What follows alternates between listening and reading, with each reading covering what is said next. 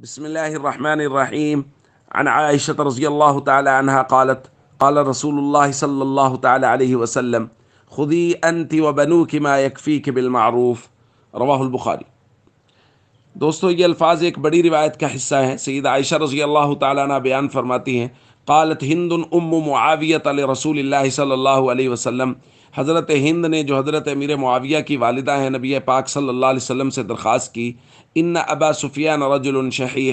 ابو سفیان تھوڑے بخیل آدمی ہیں، فہل علی جناح ان آخذ من مالہ سرا، کیا میں ان کے مال سے بغیر بتائے کچھ لے سکتی ہوں؟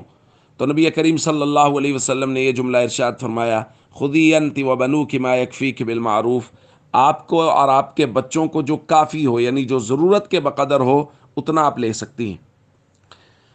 دوستو، وہ لوگ جن کو اللہ رب العزت نے شرف صحابیت نصیب فرمایا، یعنی اللہ رب العزت نے انہوں نے نبی پاک صلی اللہ علیہ وسلم کے دامن کے ساتھ وابستہ کیا،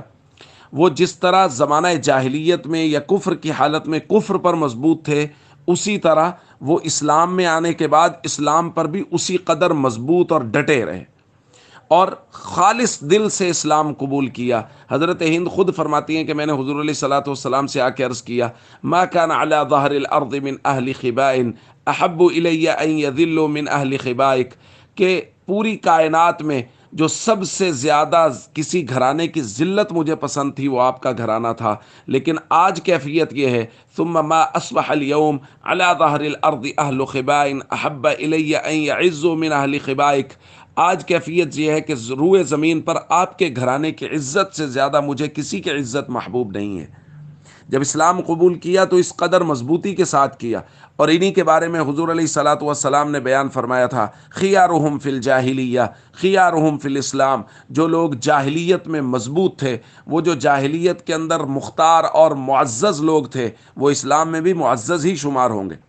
اور خاندانی شرافت ان لوگوں کی یہ تھی کہ حضور علیہ الصلوۃ والسلام نے ایک مرتبہ بیعت لیتے ہوئے خواتین سے ارشاد فرمایا کہ تم اس بات پر بیعت کرو کہ تم زنا نہیں کرو گی۔ تو حضرت ہند نے درخواست کی، اوتزنی الحرہ، یا رسول اللہ، آزاد عورت بھی زنا کر سکتی ہے؟ یعنی یہ اس قدر پاک دامن پاک باز خاندان تھے، اور پھر اللہ نے ان کو شرف صحابیت بھی نصیب فرما دیا۔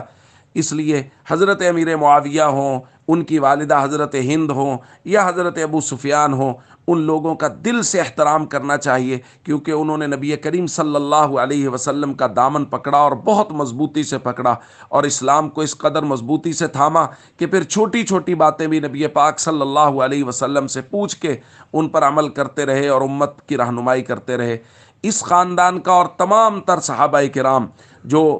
فتح مکہ سے پہلے ان کا مرتبہ زیادہ، جو فتح مکہ کے بعد ان کا مرتبہ کم، لیکن تمام تر صحابہ کے بارے میں قرآنی اصول ہے، وَكُلًّا وَعَدَ اللَّهُ الْحُسْنَى، سب کے سب صحابہ کے ساتھ اللہ نے جنت کا وعدہ کر رکھا ہے۔ اس لیے سب صحابہ کرام کا احترام کریں، دل سے ان کے ساتھ محبت اور عقیدت رکھیں، اور ہمیشہ یہ دعا کریں کہ اللہ رب العزت ہمارا حشر صحابہ و اہل بیت کے ساتھ فرمائے۔ السلام علیکم ورحمۃ اللہ وبرکاتہ۔